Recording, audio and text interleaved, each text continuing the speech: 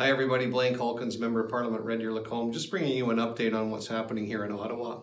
So right now, the government has moved closure on their Motion 25. Now Motion 25, you're wondering what does that do? Well, Motion 25 sets an auto-programming motion in place to dispense with Bill C21. What's Bill C21? Well, that's the egregious legislation that the Liberals have struggled with for the last several months to make massive changes to the firearms legislation in this country. And what does Motion 25 say? Well, amongst other things, it basically says that any member from any party can only discuss a proposed amendment to the legislation for no more than 5 minutes.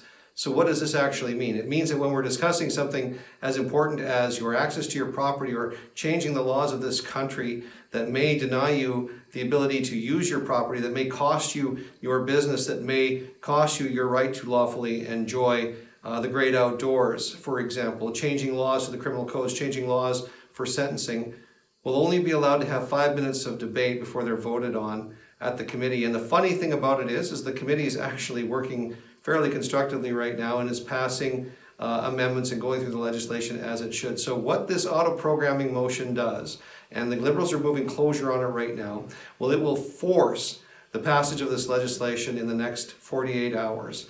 This is an egregious affront to the democratic process that we have in this country. The Liberals, again, with the help of the NDP, and that's the most egregious part, is the NDP played along with gun owners right up until the point where they've now flipped and they've turned on gun owners again to get this legislation through. They changed the person who's at committee.